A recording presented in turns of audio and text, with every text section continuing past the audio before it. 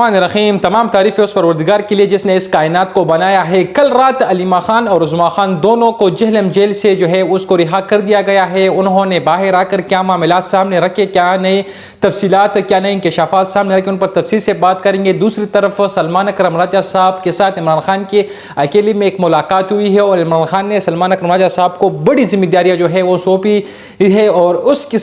Responsibility کے تحت سلمان اکرم راجہ صاحب نے جو ہے باہر آ کر ایک بہت بڑا اعلان کیا ہے, ایک بہت بڑی ذمہ داری نبھائی ہے. ان پر بھی تفصیلات آپ کے سامنے رکھیں گے. تیسری جو سب سے امپورٹنٹ ڈیولپمنٹ جو ہوئی ہے وہ ہے پولیس وین پر کس طرح ان پر جو ہے نامعلوم افراد کا حملہ ہوا ہے, کس طرح وہ وہاں پر پاکستان تحریک انصاف کے کارکنان وہاں سے جو ہے کس طرح فرار ہوئے,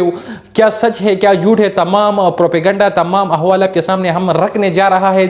چوتھی سب سے بہت امپورٹنٹ ڈیولپمنٹ مولانا فضل الرحمان کا کردار, کس طرح انہوں نے 24 آئینی ترمیم میں اپنا کردار ادا کیا, کس طرح وہ 27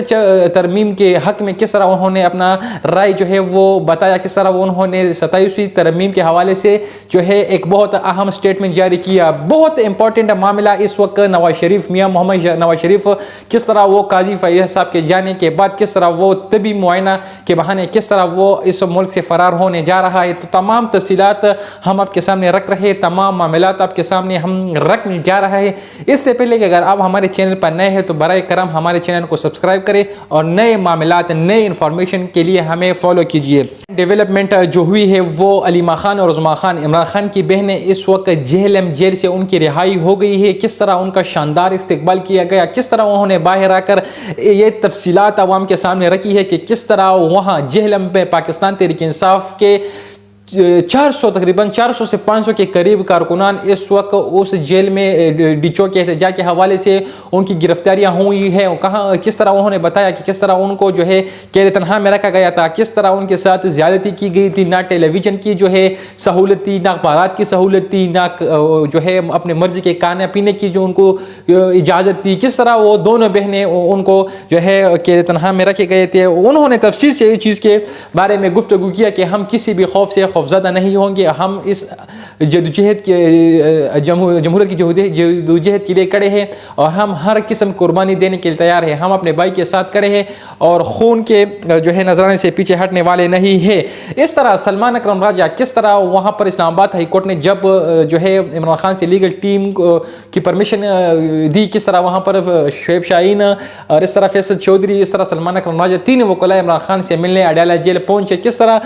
جب ان کے ساتھ ملاقات ہوئی تو اس دوران جو ہے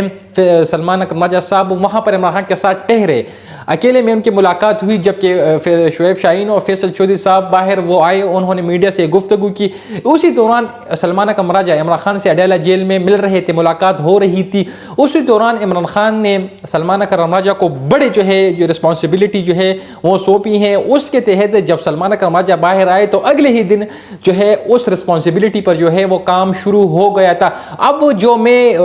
بتا رہا ہوں آپ کو, شاید یہ رسپانسبلٹی عمران خان نے نہ دی ہو, شاید ہو سکتا ہے کہ وہ رسپانسبلٹی اور کچھ ہو, لیکن جس طرح سلمان اکرم راجہ باہر آئے, کس طرح انہوں نے اپنی لیگل ٹیم سے فیصل چودھری کو جو ہے اس کو ڈسکوالیفائی کیا, کس طرح انہوں نے لیگل ٹیم سے فیصل چودھری صاحب کو جو ہے وہ علیحدہ کیا, کس طرح جو ہے پھر سوشل میڈیا پر یہ چیزیں گردش کرنے لگی کہ کیا وجوہات کی فیصل چودھری جو ہے ان کو جو ہے اس وقت عہدے سے ہٹا دیا گیا ہے, کیا وہ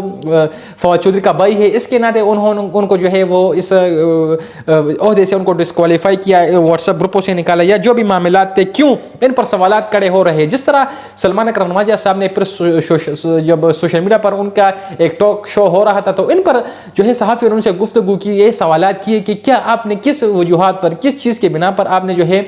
فیصل چودھری کو اپنے عہدے سے جو ہے ڈسکوالیفائی کیا, اس کو کیوں ہٹایا. تو اس پر سلمان اکرم راجہ کافی شدید وہ برہم بھی ہوئے, انہیں غصے کا اظہار بھی کیا کہ اگر میں اپنے چپڑاسی کو بھی جو ہے ہٹاتا ہوں تو اس پر کیا آپ اس پر سوال کر سکتے. اس طرح ہماری لیگل ٹیم کا معاملہ ہے, ہمارے پارٹی کا اندرونی معاملہ ہے, میں اس پر کسی قسم کی بات کرنے والا نہیں ہوں. میں تمام چیزیں ہے ان سے گریز کر رہا ہوں. پاکستان تحریک انصاف پر جو مشکلات کڑی ہوئی ہے, کس طرح جو ہے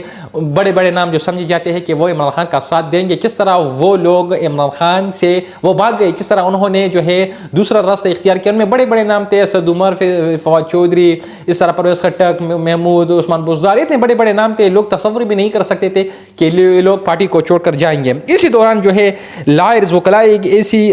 تھی کہ جنہوں نے اس پارٹی کو سپورٹ کیا, جنہوں نے اس پارٹی کو دوبارہ جنم دیا, کس طرح اس پارٹی کو دوبارہ اپنے پاؤں پڑھ کر دیا. اس پر سلمان اکرم راجہ صاحب کا بھی ایک بہت پرومیننٹ رول ہے کہ کس طرح انہوں نے اس تحریک کو زندہ رکھا, کس طرح اس نے جو ہے اس مومنٹم کو مزید جو ہے ان کو انہینس کیا, کس طرح پاکستان تحریک انصاف سے خوف کے جو ان پر طاری ہو چکے تھے نمائی کے بعد, کس طرح ان کو ختم کیا. یہ تمام جو معاملات ہوئے اس میں جو ہے پاکستان تحریک انصاف کے لائر ٹیم کا بہت بڑا کردار ہے, تو ان پر جو ہے سوالات کھڑے نہیں ہو سکتے. تیسری جو سب سے امپورٹنٹ معاملہ تھا کل رات پولیس وین پر جس طرح حملہ کیا گیا, جو پولیس ذرائع کا کہنا تھا کہ وہاں پر جو تھے پاکستان تحریک انصاف کے کارکنانوں کو جو ہے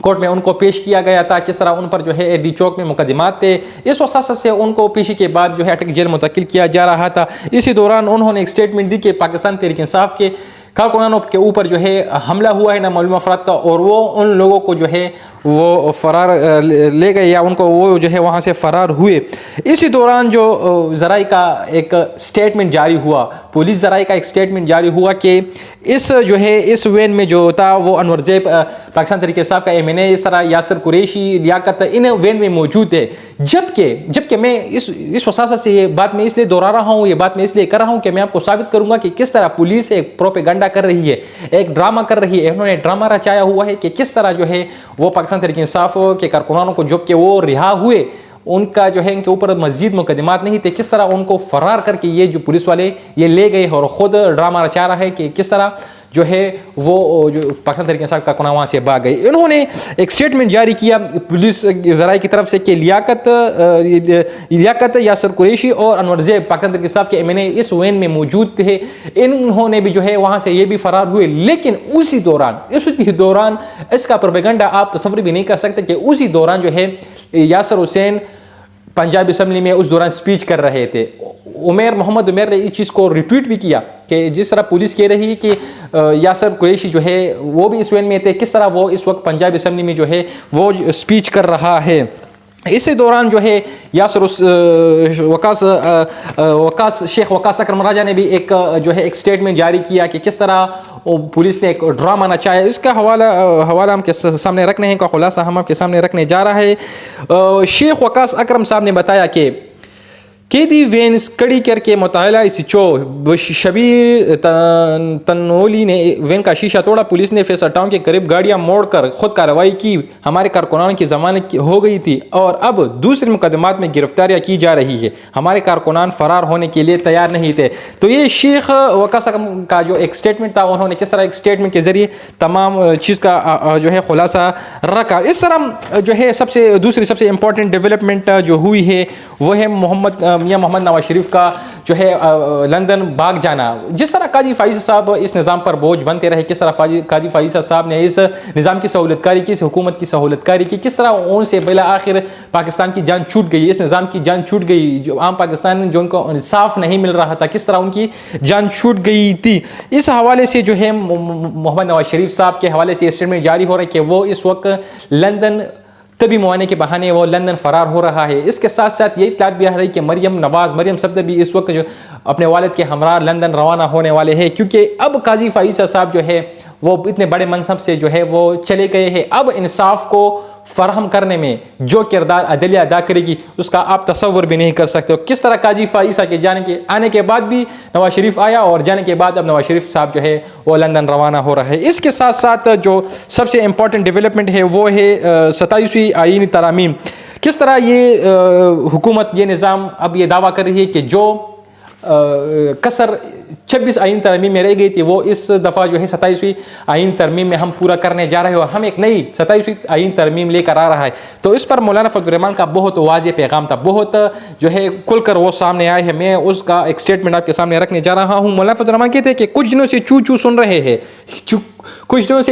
رہے ہیں کہ جن چیزوں کو 26ویں ترمیم سے نکالا وہ لوٹوں کی مدد سے 27ویں ترمیم کے ذریعے لائی جائے گی. تمہارا باپ بھی یہ نہیں کر سکتا. ہم چوڑیاں پہن کر گھروں میں بیٹھیں گے نہیں. آپ کا اگر یہ تصور ہے کہ ہم چوڑیاں پہن کر گھروں میں رہیں گے اور آپ صدائی سے آئین ترمیم کر لیں گے تو یہ آپ کی بھول ہے۔ اس پر مولانا صاحب جو ہے وہ کھل کر سامنے آئے کہ کس طرح آپ نے جو ترمیم کی، اب اس ترمیم کے بعد کوئی ترمیم ہمارے لیے منظور نہیں ہوگی۔ تو یہ ساری ڈیولپمنٹ آج یوتی ہم نے آپ کے سامنے رکھی، کس طرح معاملات ڈیولپ ہوئے، ان پر تفصیل سے بات کریں گے، تفصیل کے ساتھ آپ کے سامنے تمام ماحول کا جو ہے لمحہ بلمحہ آپ کے سامنے تمام تفصیلات سے آپ کو آگاہ کریں گے۔